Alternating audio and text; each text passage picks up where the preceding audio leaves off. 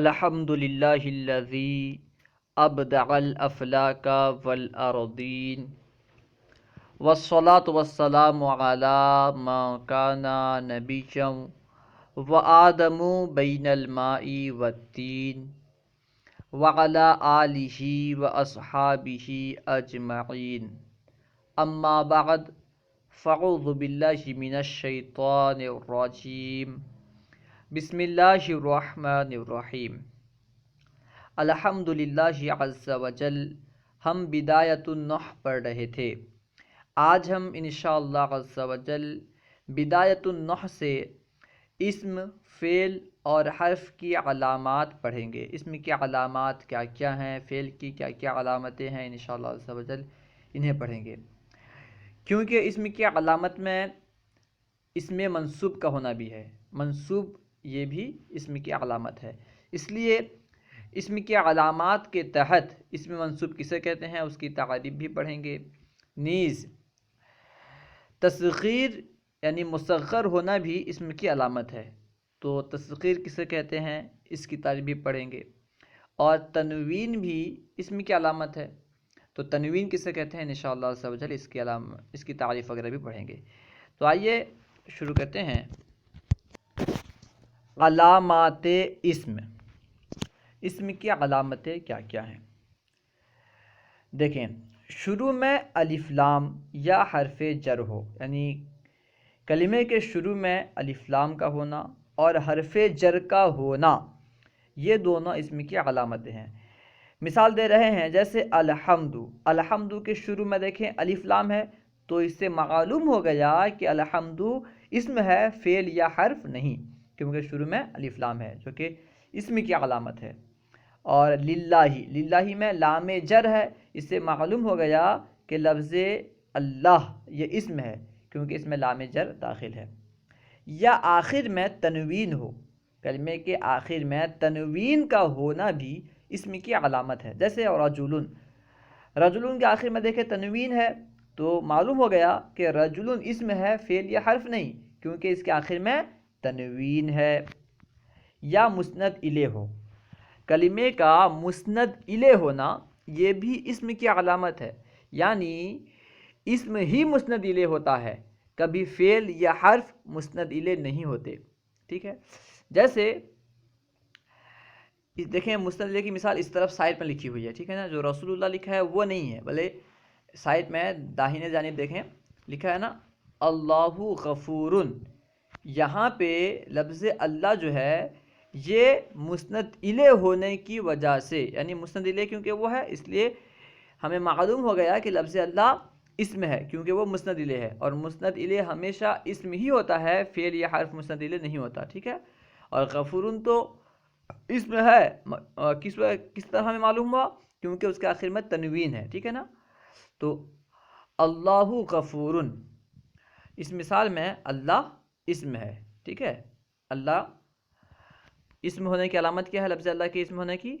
کیونکہ وہ مسند الیہ ہے، اور مسند الیہ ہمیشہ اسم ہوتا ہے۔ اس کے بعد دیکھیں اسی طرف یعنی داہنی جانب لکھا ہوا ہے یا مضاف ہو، ٹھیک ہے۔ مضاف ہونا بھی اسم کی علامت ہے، کوئی فعل یا حرف مضاف نہیں ہوتا، تو مضاف ہونے کی مثال کیا ہے؟ اب دیکھیں یہاں پہ رسول اللہ، رسول اللہ جو ہے یہ مضاف کی مثال ہے، تو رسول اللہ میں لفظ رسول یہ اسم ہے۔ کس طرح معلوم ہوا کہ لفظ رسول اسم ہے؟ کیونکہ لفظ رسول مضاف ہے، اور مضاف صرف اسم ہی ہوتا ہے، تو معلوم ہو گیا کہ رسول اسم ہے۔ یا مصغر ہو، مصغر ہونا بھی اسم کی علامت ہے، جیسے قریشیون، قریشن، ٹھیک ہے نا، قریشن، قریش یہ قرش سے بنا ہے شاید، ٹھیک ہے۔ اس طرح طفل سے طفیل بناتے ہیں، عبد سے عبید بناتے ہیں، یہ سب مصغر ہے۔ مصغر ہونا بھی اسم کی علامت ہے، ٹھیک ہے۔ قریش یہ مصغر ہے، تو معلوم ہو گیا کہ یہ اسم ہے۔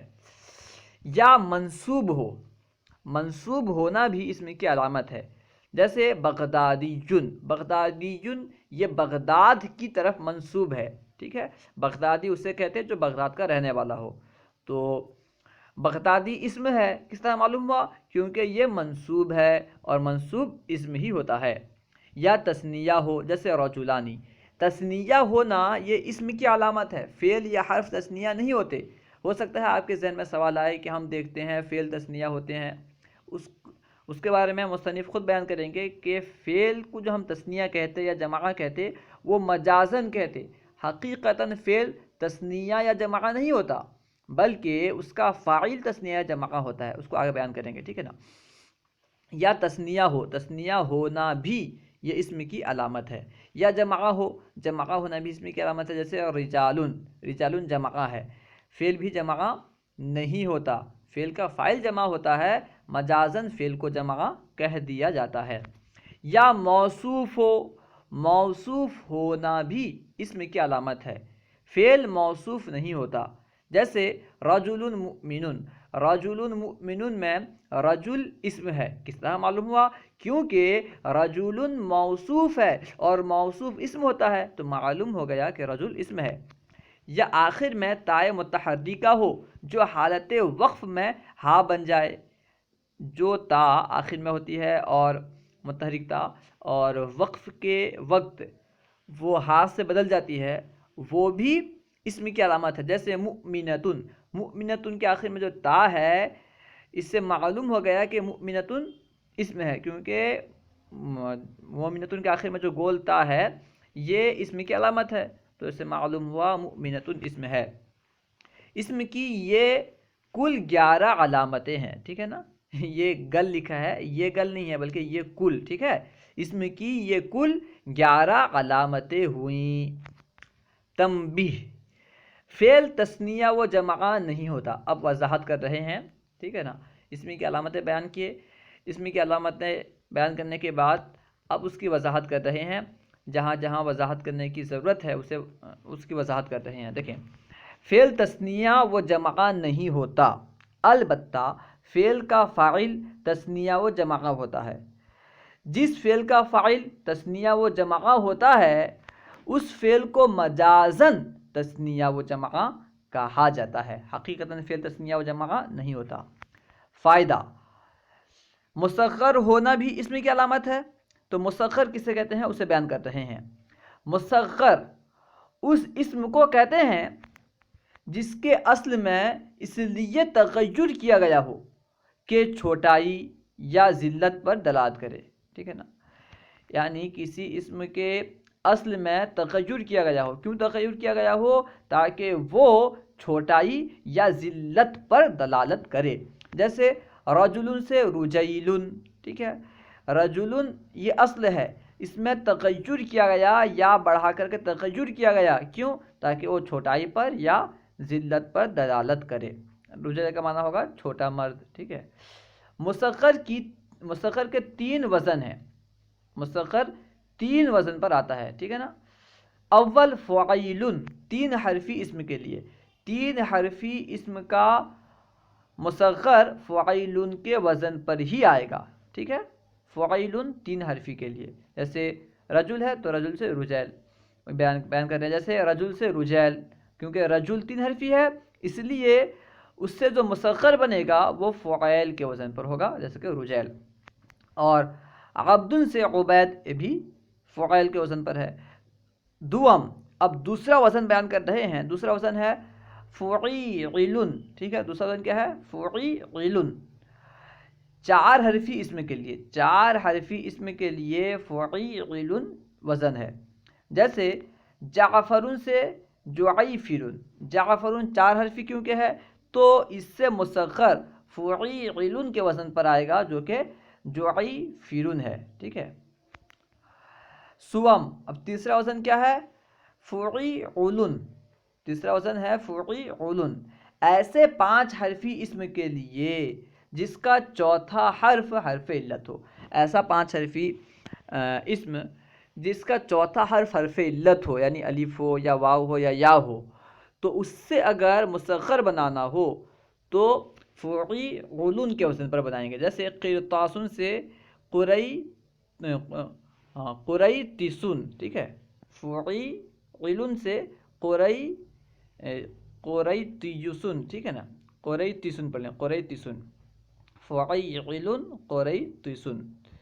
اور اگر 5 حرفی اسم کا چوتھا حرف حرف علت نہ ہو، اگر حرف علت ہو تو فعیل کے وزن پر، اگر حرف علت نہ ہو تو 5واں حرف حذف کر دیا جائے گا اور اس کی تصغیر فعیل کے وزن پر آئے گی، جیسے سفرجل سے سفیرجن، ٹھیک ہے، آخر میں جو لام تھا اس کو حذف کر دیا گیا۔ اب اسم کی ایک علامت منصوب بھی تھی، یعنی منصوب ہونا بھی اسم کی علامت ہے۔ منصوب سے مراد کیا ہے اسے بیان کر رہے ہیں۔ منصوب اس اسم کو کہتے ہیں جس کے آخر میں یاء مشدد بڑھا دی گئی ہو، ٹھیک ہے۔ منصوب کسے کہتے ہیں؟ منصوب اس اسم کو کہتے ہیں جس کے آخر میں یاء مشدد بڑھا دی گئی ہو، لگا دی گئی ہو، اس ذات پر دلالت کرنے کے لیے جس ذات کا تعلق اس اسم سے ہے، ٹھیک ہے نا۔ کیوں بڑھائی گئی ہو یاء مشدد؟ تاکہ وہ اسم اس ذات پر دلالت کرے جس ذات سے اس اسم کا تعلق ہے، تو اس سے کہتے ہیں منصوب، یعنی وہ اسم جس کے آخر میں یاء مشدد لگائی گئی ہو، لگانے کی وجہ کیا ہو کہ وہ اسم ایسی ذات پر دلالت کرے جس ذات سے اس اسم کا تعلق ہے، جیسے بغدادیٌ۔ بغدادیٌ یہ اسم اس شخص پر دلالت کرتا ہے جس کا تعلق بغداد سے ہے۔ جب ہم بغدادی بولیں گے تو اس سے وہ آدمی سمجھا جائے گا جو بغداد کا رہنے والا ہے، جس کا تعلق بغداد سے ہے، اور یہ اسم اس شخص پر دلالت کرتا ہے جس کا تعلق بغداد سے ہے۔ اور ہندی یہ اس آدمی پر دلالت کرتا ہے جس کا تعلق ہند سے ہے۔ جب ہندی کہا جائے تو لفظ ہندی ایسے آدمی پر دلالت کرتا ہے جس کا تعلق ہند سے ہے، ہندوستان سے ہے۔ اب تنوین کی تعریف بیان کر رہے ہیں، کیونکہ اسم کی ایک علامت تنوین بھی ہے۔ تنوین نون ساکن کو کہتے ہیں، نون ساکن کو تنوین کہتے ہیں، ٹھیک ہے نا۔ جو نون تاکید کا غیر ہو، تو اس میں ہو سکتا ہے کسی کے ذہن میں سوال آئے کہ نون تاکید بھی تو ساکن، نون ساکن ہوتا ہے، تو کیا وہ بھی تنوین ہے؟ ٹھیک ہے نا، یعنی تاکید کے لیے جو نون خفیفہ آتا ہے وہ بھی تو ساکن ہوتا ہے، تو کیا وہ بھی تنوین ہے؟ تو اسی کے لیے بیان کر دیا کہ جو نون تاکید کا غیر ہو، یعنی نون تاکید کے علاوہ جو نون ساکن ہوتا ہے وہ تنوین ہے، ٹھیک ہے۔ تنوین نون ساکن کو کہتے ہیں جو نون تاکید کا غیر ہو اور کلمے کے آخری حرف کی حرکت کے بعد ہو، کلمے کے آخری حرف کی جو حرکت ہے اس کے بعد ہو، اس کا تابع ہو۔ اب تنوین کی بات چھڑی تو لگے ہاتھ موانع تنوین کتنے ہیں اور کون کون سے ہیں اسے بیان کر رہے ہیں، یعنی کس کس وجہ سے کسی کلمے پر تنوین نہیں آتی، بیان کر رہے ہیں۔ مانع تنوین 4 ہیں۔ نمبر 1 الف لام، جس کلمے پر الف لام ہو اس پر تنوین نہیں آ سکتی۔ ایسا نہیں ہو سکتا کہ ایک کلمے پر الف لام بھی ہو اور تنوین بھی ہو۔ مثال کے طور پر جیسے رجل ہے، تو رجل کے آخر میں تنوین ہے، اگر آپ رجل پر الف لام داخل کریں گے اور کہیں گے الرجل، تو اب الرجل نہیں کہیں گے بلکہ الرجل کہیں گے، کیونکہ الف لام داخل ہو گیا، تنوین نہیں آ سکتی۔ نمبر 2 مضاف، یعنی کلمے کا مضاف ہونا، اسم کا مضاف ہونا، یہ بھی مانع تنوین ہے۔ جیسے زید ہے، ٹھیک ہے، جیسے غلام ہے، غلامن، جب اس کی اضافت نہیں کی گئی ہے تو غلامن پڑھتے ہیں۔ اگر اس کی اضافت کر دی جائے اور یوں کہا جائے غلام زیدن، تو اب غلام پر تنوین نہیں آ سکتی، ایسا نہیں کہہ سکتے غلام زیدن، غلام زیدن نہیں بلکہ غلام زیدن، کیونکہ غلام مضاف ہے اور مضاف پر تنوین نہیں آ سکتی۔ غیر منصرف، غیر منصرف بھی مانع تنوین ہے، جس میں اسباب 9 میں سے کوئی 2 ایسے سبب پائے جائیں، 2 سبب پائے جائیں یا ایک ایسا سبب پایا جائے جو 2 سبب کے قائم مقام ہو، ٹھیک ہے، اسے غیر منصرف کہتے ہیں۔ اس کی تفصیل آپ آگے پڑھو گے، ٹھیک ہے۔ یعنی اتنا یاد رکھیں کہ جو اسم غیر منصرف ہو اس پر بھی تنوین نہیں آ سکتی۔ اور وہ علم کہ جس کی صفت لفظ ابن یا ابنتو ہو، وہ علم جس کی صفت لفظ ابن ہو یا ابنتو ہو، اور لفظ ابن یا ابنتو دوسرے علم کی طرف مضاف ہو. دیکھیں پہلی بات کیا ہے، وہ علم ہو اور اس کی صفت ابن یا ابنتو ہو. ٹھیک ہے، علم کی صفت، جس علم کی صفت ابن یا ابنتو ہو، اور وہ ابن یا ابنتو جو ہے یہ دوسرے علم کی طرف مضاف بھی ہو. جیسے مثال دیکھیں، قاسم ابن محمدن. ٹھیک ہے، تو یہاں پہ قاسم علم ہے، اس کے بعد جو بن ہے یہ اس کی صفت ہے، اور محمد جو ہے اس کے بعد یہ بن جو ہے اس کی طرف، محمد کی طرف مضاف ہے. ٹھیک ہے، قاسم ابن محمدن. تو یہاں پہ قاسم ابن محمدن نہیں بلکہ قاسم ابن محمدن. ٹھیک ہے، میم پہ تنوین نہیں آئے گی. اس طرح فاطمۃ ابنۃ احمد، فاطمۃ ابن احمد. ٹھیک ہے نا، فاطمۃ ابن احمد پڑھیں گے. تو یہاں پہ فاطمتن نہیں پڑھ سکتے کیونکہ یہ اس کی صفت یہ علم ہے جس کی صفت ابنتو ہے، اور اس کے بعد ایک ایسا علم ہے جس کی طرف یہ ابنتو مضاف ہے. اب بیان کر رہے ہیں، اور جس علم کی صفت لفظ بنتو ہو، ابنتو نہ ہو بلکہ بنتن ہو. ٹھیک ہے، اور لفظ بنتن دوسرے علم کی طرف مضاف ہو تو اس بات تنوین اور حذف تنوین دونوں جائز ہے. اگر ابنتو کی جگہ بنتو ہو تو تنوین کو پڑھنا اور تنوین کو حذف کرنا دونوں جائز اور درست ہے. اب دیکھیں فعل کی علامات. علامات فعل و حرف، شروع میں قد یا سین یا سوفا یا حرف جزم ہو. یعنی شروع میں قد کا ہونا، سین کا ہونا، سوفا کا ہونا، حرف جزم کا ہونا، یہ سب فعل کی علامتیں ہیں. ٹھیک ہے، 4 علامتیں ہو گئی. قد کا ہونا 1، سین کا ہونا 2، سوفا کا ہونا 3، حرف جزم کا ہونا 4. یہ 4 علامتیں فعل کی ہیں. ٹھیک ہے، ہر ایک کی مثال پیش کر رہے ہیں. دیکھیں جیسے قد علیمہ، تو یہاں پہ علیمہ فعل ہے. کہ کس طرح معلوم ہوا؟ کیونکہ اس کے شروع میں قد ہے جو کہ فعل کی علامت ہے، تو معلوم ہو گیا کہ علیمہ جو ہے یہ فعل ہے، یہ اسم یا حرف نہیں. اسی طرح سنفرغ، تو سنفرغ جو ہے اس میں نفرغ فعل ہے. کس طرح معلوم ہوا؟ کیونکہ اس میں سین داخل ہے، اس سے معلوم ہوا کہ یہ فعل ہے. سوفا نعذب، اس میں نعذب فعل ہے. کس طرح معلوم ہوا؟ کیونکہ اس کے شروع میں سوفا ہے.